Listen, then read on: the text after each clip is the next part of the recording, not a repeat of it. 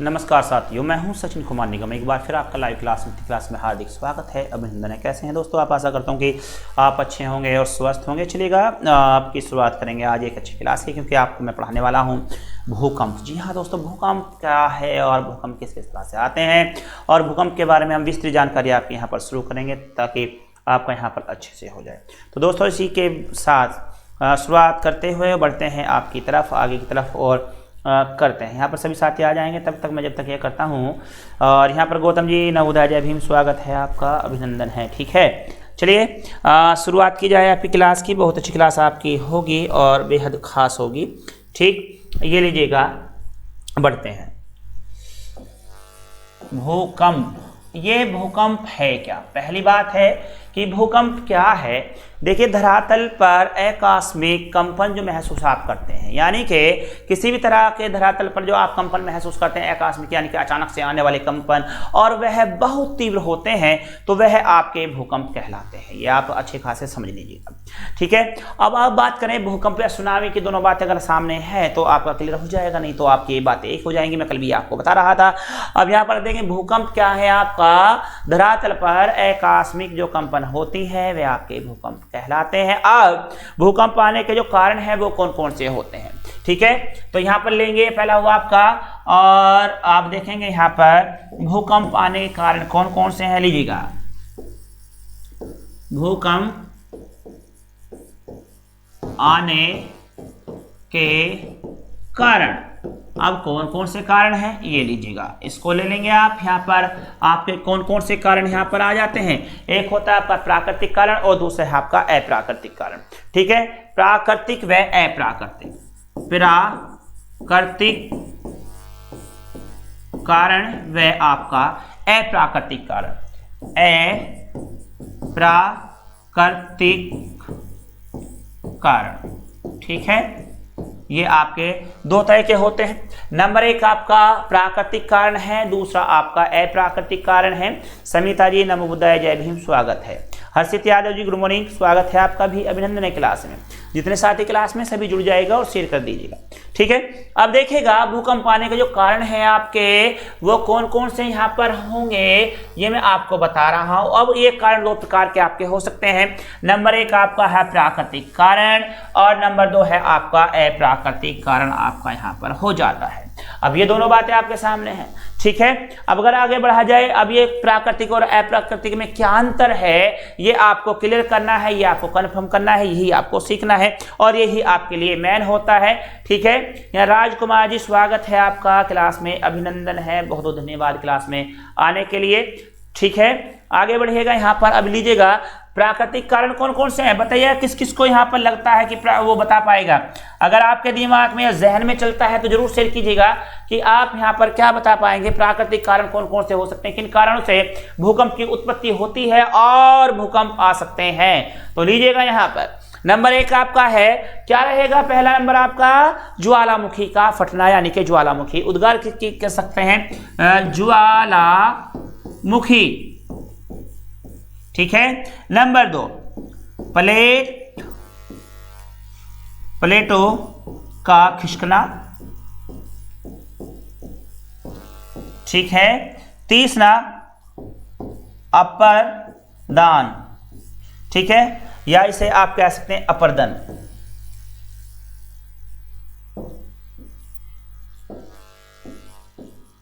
अपरदन, ठीक है, यहां ये तीन बातें आपके सामने हो जाएंगी। पहला क्या है आपका? भूकंप आने के कारण की अगर हम बात करते हैं तो दो भूकंप आने के कारण आपके हो जाते हैं। नंबर एक है आपका यहाँ पर प्राकृतिक कारण होता है, नंबर दो आपका अप्राकृतिक कारण होता है। ठीक है, अब इसमें पहला कारण आपका जो है प्राकृतिक कारण में जो आपको रखा गया है, नंबर एक यहाँ पर आपका ज्वालामुखी के कारण रखा गया, नंबर दो आपका यहाँ पर रखा गया है प्लेटों के खिसकाव के कारण, और नंबर तीन आपका यहाँ पर रखा गया है अपरदन के कारण या अपरदन के कारण। और इससे अलग भी कुछ बातें हो सकती हैं जिन्हें आप देख सकते हैं। ठीक है, यहाँ पर ज्वालामुखी, बिल्कुल सही बात है। अब देखिएगा, ज्वालामुखी जो है आपका, अगर हम इसकी बात करें, प्लेटों का खिसकने की बात करें, अपरदन की बात करें, तो ये तीनों बातें यहाँ पर होंगी। देखिएगा, अगर आप देख रहे हैं ज्वालामुखी विस्फोट होता है, अचानक से ज्वालामुखी विस्फोट हो जाए। अब जब अचानक से लीजिएगा आपका ये पृथ्वी है मान लीजिएगा इसमें, और अगर यहाँ पर अचानक से ये क्या देख रहे हैं, एक अंदर की तरफ ये ऐसे आपने पाया, ये यहाँ पर ज्वालामुखी है, ठीक है। अब इसके अंदर से ये अचानक से महाविस्फोट हुआ। अब जब ये महाविस्फोट होगा तो क्या होगा मित्रों, यहाँ पर ये महाविस्फोट होगा तो इससे क्या होगा, यहाँ पर विशेष प्रकार की कंपन पैदा हो जाएंगे। और जब विशेष प्रकार की यहाँ पर कंपन पैदा होंगे और महाविस्फोट होगा तो उससे हलचल होगी धरातल पर, आकस्मिक कंपन होगा, और वहां पर आप देखेंगे वह भूकंप का आपका कहलाएगा, ठीक है। तो एक कारण तो आपका ज्वालामुखी का ये हो गया। दूसरा प्लेटों का खिसकना है। अब दूसरों का बात आप करेंगे, प्लेटों का खिसकना कैसे है। देखिएगा, धरातल के अंदर की अगर हम बात करते हैं तो पृथ्वी की के अंदर बहुत सारी प्लेटें हैं। अब देखिएगा, एक प्लेट इधर से आ रही है, एक प्लेट इधर से आ रही है, ठीक है। अब ये प्लेट इसकी तरफ चल रही है और ये प्लेट आपका इस तरफ चल रही है। दोनों प्लेटें एक दूसरे से आती हैं और अचानक से आकर के यहाँ पर आपकी टकरा जाती हैं, ठीक है। एक प्लेट आपकी यहां से आती है और एक आपकी यहां से आती है, और दोनों आकर के यहां पर टकरा जाती हैं। और जब यहां पर आकर के टकराती हैं तो क्या होता है यहाँ पर दोस्तों, यहां पर आकर के टकरा करके एक विशेष प्रकार की कंपन होती है और यहां से आपके ज्वालामुखी की फिर से उत्पत्ति आपकी यहां पर हो जाती है, ठीक है। इसके बाद में है अपरदन से। अब ये देखिएगा, अचानक से पहाड़ियां जो है आपका, मान लीजिए पहाड़ियां है या किसी चट्टान का गिर जाना या कहीं पर प्लेटों का टूट जाना, यानी कि किसी प्रकार का अपरदन हो जाना, अगर वहां पर ऐसा होता है। सपोज कीजिए ये आपकी पहाड़ी है, अब ये पहाड़ी अचानक से टूट करके यहाँ गिर जाए तो क्या होगा, ये अचानक से जब टूट कर गिरेगी, जैसे यहाँ पर टूट कर अचानक से गिरी तो क्या होगा, यहाँ विशेष प्रकार की कंपन होगी, फिर से एक बार फिर से खिंचाव होगा, और यहाँ पर विशेष प्रकार कंपन होने के कारण यहाँ पर एक बार फिर से आपका भूकंप यहाँ पर आ जाएगा। ये अर्जुन गौतम जी कह रहे हैं जूनियर वैकेंसी के बारे में बता दीजिएगा। इसके लिए वीडियो डलेगी या विनोद सर ने डाल दी होगी, आप उसको देख लीजिएगा, ठीक है। तो इसमें अगर यहाँ पर मैं क्लास रोक करके कहूँगा तो गड़बड़ हो जाएगा ना। तो आपको मैं वैसे भी, अगर आपके पास में मेरा नंबर नहीं है तो आप हाई लिख दें 9917421293 और मैं उसको आपको भेज दूंगा। मेरे पास में PDF पड़ी हुई रात आई है मेरे पास में, ठीक है। आप मेरे नंबर पर हाई भेज दें, जिसको चाहिए ले लीजिएगा, ठीक है। और यहाँ रितु निगम जी गुड मॉर्निंग, स्वागत। रागनी सर जी जय माता दी, जय माता दी। जय कुमार जी जय भीम, स्वागत है आपका। और यहाँ पर प्रियांशी जी गुड मॉर्निंग, नितेश जी गुड मॉर्निंग, सर जी गुड मॉर्निंग। तो देखिएगा, मैं कह रहा था यहाँ पर ज्वालामुखी के विस्फोट से आप देखें, मैंने कल भी बताया था इस बात को, जब ज्वालामुखी फटते हैं या महाविस्फोट होता है तो विशेष प्रकार की कंपनें होती हैं, और जब विशेष प्रकार की कंपन होंगी तो आप उसे क्या कहते हैं, भूकंप कहते हैं। नंबर 2 यहाँ पर मैंने बताया प्लेटों का खिसकना, यानी कि जब प्लेट, एक प्लेट इधर से और दूसरी प्लेट इधर से आती है, अब ये आपस में जब टकराती हैं, या तो इनके टकराने से, यानी कि जब प्लेटें आपस में टकराती हैं या एक दूसरे के ऊपर चढ़ जाती हैं, या पहले से चढ़ी हुई प्लेटें पीछे हट करके एक दूसरे पर उतरती हैं और जो झटका लगता है या कंपन होता है वह आपका भूकंप कहलाता है। तो यहां पर 2 बातें आपके सामने आएगी। नंबर 1 ज्वालामुखी के द्वारा हो रहा है, नंबर 2 आपका प्लेटों के खिसकने से हो रहा है, नंबर 3 मैंने बताना शुरू किया था अपरदन से। अब ये अपरदन की आप बात कर रहे हैं यहाँ पर। अब अपरदन क्या है, अब मान लीजिएगा ये पहाड़ी है आपकी, ये पहाड़ी है, अचानक से पहाड़ी टूट करके गिर जाए, क्या होगा आपका, यहां पर पहाड़ी अचानक से टूट करके गिर जाए तो क्या होगा, एक विशेष प्रकार का कंपन होगा। अब ये पहाड़ी है, ये आपका मान लीजिए पहाड़ है, अब ये टूट करके गिर जाए, जैसे अभी आपने देखा 2 दिन पहले या 3 दिन पहले ग्लेशियर टूट करके गिरा, तो उसमें क्या हुआ आपका, वहां पर कंपन भी हुआ है और उसके साथ में महाप्रलय भी आई है, क्योंकि आप देख सकते हैं वहां पर काफी तादाद में पानी आया और इस तरह से वहां पर नुकसान भी हुआ है। Ruby Kumar ji good morning.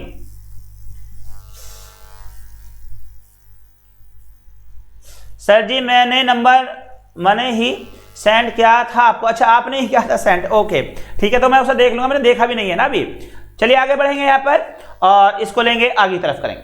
तो ये लीजिएगा, अब ये टूटने से यानी कि अपरदन के होने से, और ये यहाँ पर जो आप देखते हैं अचानक से प्लेटों का टूटना, जब अगर मान लीजिए यहाँ पर कोई प्लेट है, ये धरातल, ये प्लेट है, अब ये मान लीजिए आपका धरातल है, ये धरातल है, ये मान लीजिए धरातल है, ये यहाँ पर पेड़ पौधे खड़े हैं और आप क्या कर रहे हैं, नीचे की जो ये प्लेट है, ये वाली प्लेट है, अचानक से ये प्लेट टूट जाए, ये प्लेट अगर टूट जाए तो क्या होगा, ये पेड़ भी आपका कहां घुस जाएगा करके, ये एकदम से नीचे आ गिरा ना, यहीं पे गिर जाएगा एकदम, ये मान लीजिए ऐसे पड़ेगा करके। तो ये क्या हुआ यहाँ पर, ये हुआ जब नीचे की प्लेटें टूटती हैं तो वहां पर आप देखते हैं नीचे की तरफ वो धंस जाती हैं और यहाँ भी एक विशेष प्रकार का आपका कंपन आपका हो जाता है। चलेगा, विनोद सर ने जूनियर वैकेंसी की वीडियो डाल दिया है, आप देख सकते हैं। मैं कह रहा था वीडियो या तो डाल दी गई हो या डाली नहीं गई तो डाल दी जाएगी, आप देख लीजिएगा। कौन है, अजय राज गौतम जी, आप जाइएगा नित्य चैनल पर, और अभी हो सकता है क्लास के बाद में मैं आपको इसका लिंक शेयर कर दूंगा। जिन साथियों को ये देखना है वो आप वीडियो सब देख लीजिएगा और उससे ज़्यादा से ज़्यादा शेयर भी कीजिएगा। यहाँ पर अन्य जी गुड मॉर्निंग, स्वागत है। अन्य जी गुड मॉर्निंग, बड़ा अच्छा सा नाम है आपका, गुड मॉर्निंग जी अजीत सी। तो ये बात समझ में आई, तीनों बातें यहाँ पर। ज्वालामुखी के फटने से आपके भूकंप की उत्पत्ति होती है, नंबर 2 प्लेटों का खिसकने से आपकी उत्पत्ति होती है, और नंबर 3 आपका अपरदन से भी आपके यहाँ पर भूकंप की उत्पत्ति होती है। ये 3 कारण आपके आते हैं, प्राकृतिक कारणों से आपका यहाँ पर ये भूकंप आपके यहाँ पर देखे जा सकते हैं। ठीक है, अगला है आपका, आगे बढ़ेंगे और ये लीजिएगा अप्राकृतिक कारण कौन कौन से होंगे भूकंप आने के, ये मैं आपको यहाँ पर बताने वाला हूँ। ठीक है, अब इसमें बात करेंगे कि यहाँ पर किन किन कारणों से, आपके अप्राकृतिक कारणों से आपके भूकंप आते हैं। चलिए इसे साफ कर लें और लिखें, फिर इस तरह से हो जाएगा।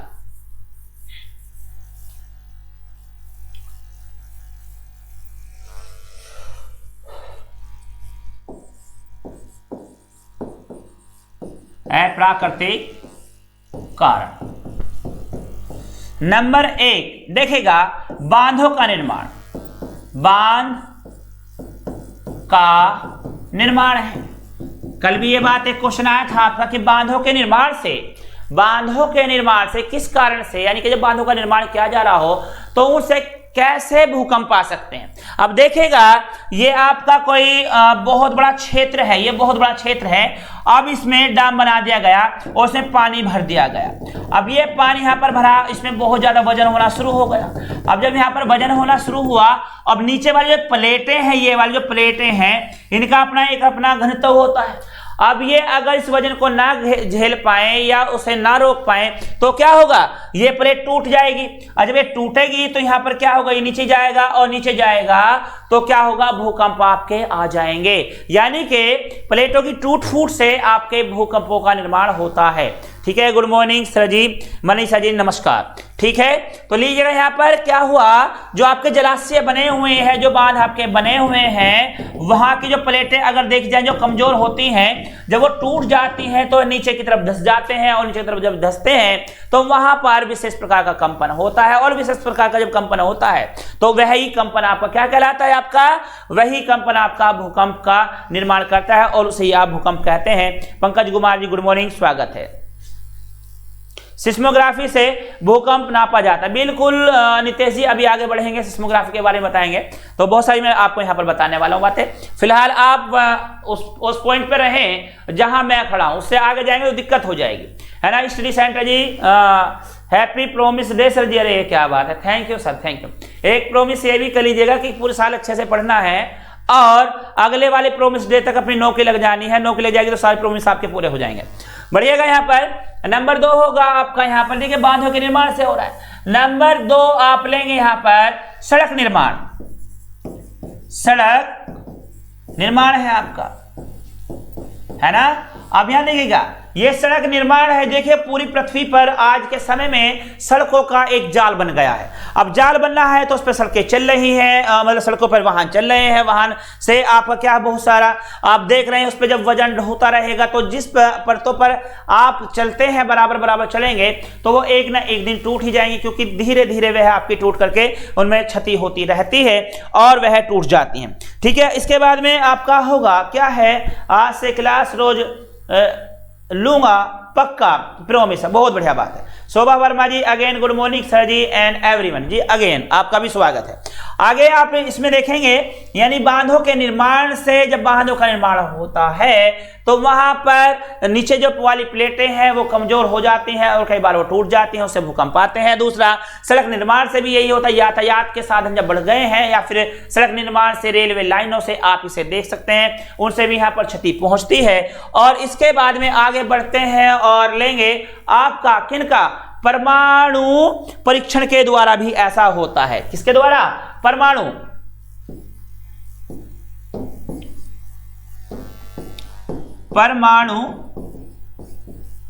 परीक्षण द्वारा भी ऐसा होता है। अब परमाणु परीक्षण द्वारा कैसे आप देख पाएंगे? देखिए, परमाणु परीक्षण किए जाते हैं आपके इन्हें ज्यादातर कहां पर किया जाता है, या तो समुद्र के अंदर किया जाता है या फिर आप धरती के अंदर ले जाकर के करते हैं, और इस कारण से वहां पर एक विशेष प्रकार का कंपन वहां पर भी आपका देखा जाता है, और इन कारणों से ही यहां पर भूकंपों का निर्माण हो जाता है। तो देखेगा, ये है आपके अप्राकृतिक कारण यानी कि मानवकृत कारण आप इन्हें कह सकते हैं, क्योंकि मानव के द्वारा ही बांध बनाए जाते हैं, और जो बांध बनाए जाते हैं उनके टूटने से, उनके प्लेटों के टूटने से भूकंपों का निर्माण होता है। सड़क भी मानव के द्वारा बनाई जाती है, और यह भी आप देख सकते हैं यहाँ पर, यह भी मानवकृत भूकंप रहेगा, और परमाणु परीक्षण भी, यह भी आपका मानव भूकंप ही रहेगा। और इससे आगे और बहुत सारी बातें आपकी हो सकती हैं, तो आप इसको मान सकते हैं। जो आपके जलाशय वगैरह की आप बात करेंगे, ये सब देख सकते हैं। बिल्डिंगों को बहुत ज्यादा आप देख सकते हैं शहरीकरण कर देना, बहुत बड़ी बड़ी ऊंची ऊंची बिल्डिंगों को बनाना, उनके द्वारा भी यहाँ पर क्षति आपकी पहुंचती है। चलिएगा आगे बढ़ेंगे। यहाँ पर लीजिएगा, ये था आपके भूकंप आने के कारण थे। भूकंप आने के दो कारण मैंने आपको बताए हैं। नंबर एक आपका प्राकृतिक कारण, प्राकृतिक कारण ज्वालामुखी था, आपका ज्वालामुखी का फटना था, प्लेटों का खिसकना था, और तीसरा अपरदन था। जबकि अप्राकृतिक कारण में मैंने आपको बताया यानी कि बांधों का निर्माण है, सड़क निर्माण या रेलवे निर्माण हो सकता है, आपके डेवलपमेंट्स हो सकते हैं, आपके शहरीकरण का, या फिर आप कह सकते हैं परमाणुओं का भी परीक्षण आपका यहाँ पर हो सकता है। चलिएगा अब आगे बढ़ते हैं। यहाँ पर अब मैं आपको यहाँ पर बताऊंगा कि भूकंप को अगर देखा जाए, जहां पर भूकंप होता है उसे क्या कहा जाता है। ये लीजिएगा, मान लीजिएगा ये आपका सरफेस है ऊपर वाला, ठीक है, और ये आपका सरफेस हुआ। ये पेड़ दिख भी रहा है, किसी को नहीं दिखा, चलो थोड़ा बड़ा कर लेंगे। ये लीजिएगा, यहाँ पर ये आपका सरफेस है, यहाँ है ना, ये आपका यहाँ पर पेड़ हुआ। अब मान लीजिए ये आप ऐसे मान लीजिए, अब यहां पृथ्वी के अंदर यहां पर आप देख रहे हैं इस बिंदु पर आकर के यहां प्लेटें टकरा गई हैं।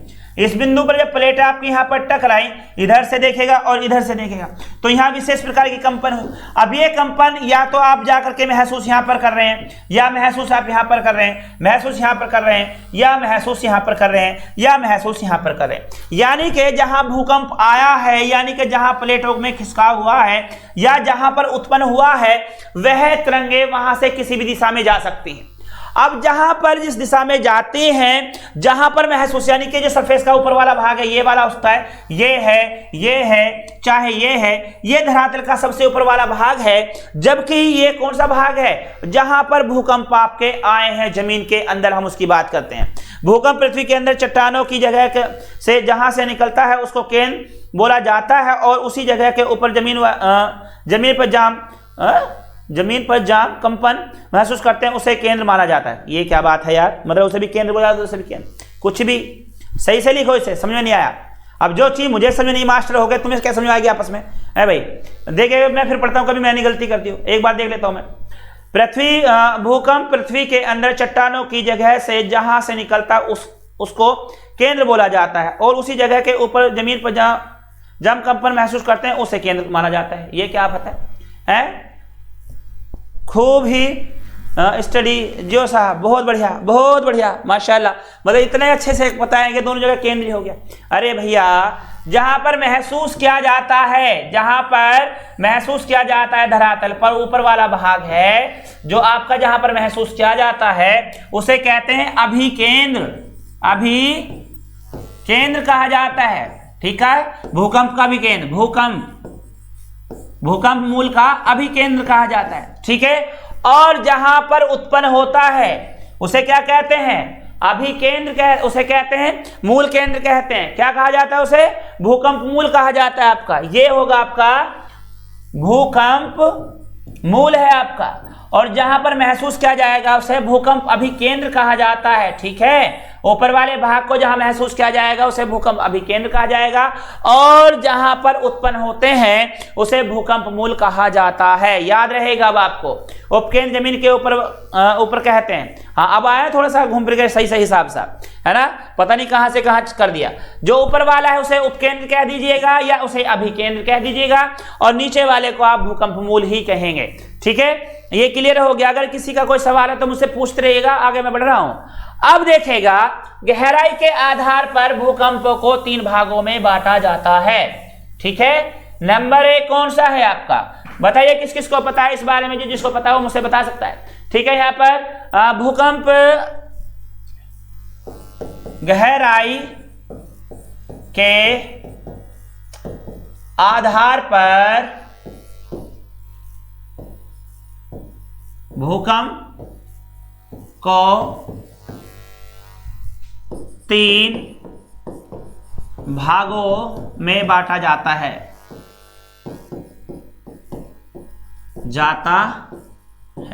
अब कौन कौन सा है, नंबर 1 देखेगा, लीजिएगा 3, ये ऐसी बना लीजिएगा साथ के साथ भी।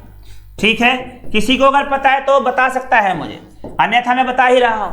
यहां पर भूकंप की बात करें, गहराई के आधार पर भूकंप को 3 भागों में बांटा जाता है। अब कौन कौन सा है आपका, नंबर 1 आपके सामने आएगा। नंबर 1 है आपका सामान्य भूकंप। कौन सा होगा आपका, नंबर 1 सामान्य भूकंप होगा, और ये आपका कौन से में आएगा। ठीक है, 3 बातें आपकी यहाँ पर, सर जी टाइपिंग मिस्टेक हो गई थी। अच्छा ठीक है, लीजिएगा नंबर 1 है आपका सामान्य भूकंप है आपका।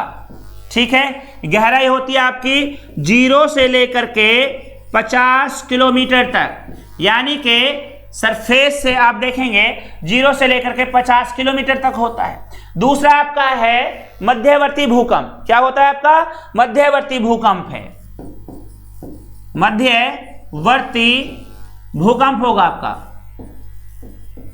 अब ये मध्यवर्ती भूकंप कौन कौन से होते हैं आपके, जो 50 किलोमीटर से लेकर के आपका 250 किलोमीटर तक गहराई में पाए जाते हैं। यानी कि पृथ्वी गहराई में कितना कितना देख रहे हैं आप, जो 0 से 50 किलोमीटर गहराई में है आपका, 0 से 50 किलोमीटर जमीन के अंदर है, वह आपके सामान्य भूकंप कहलाते हैं। जो आपके मध्यवर्ती भूकंप है, यानी कि जो आप देख रहे हैं 50 से 250 किलोमीटर तक की गहराई में, उन्हें मध्यवर्ती कहा जाता है।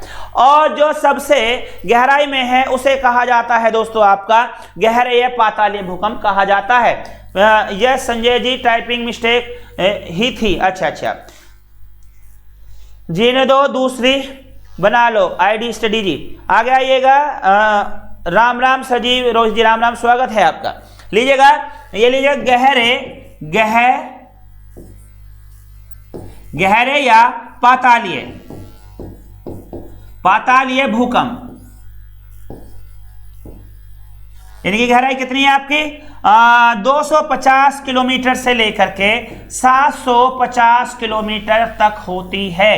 तो लेंगे यहां पर आपके सामने सामान्य भूकंप का आपके 0 से 50 किलोमीटर तक है, मध्यवर्ती भूकंप आपके 50 किलोमीटर से 250 किलोमीटर तक है, गहरे या पातालीय भूकंप आपके 250 से लेकर के 750 किलोमीटर तक आपके देखने में मिलते हैं। तो ये आपके 3 प्रकार के भूकंप, यानी कि 3 भागों में इन्हें बांटा गया है, और ये आपके 3 प्रकार के हो जाते हैं। ठीक है, आगे बढ़ेंगे और इसके बारे में और लेंगे।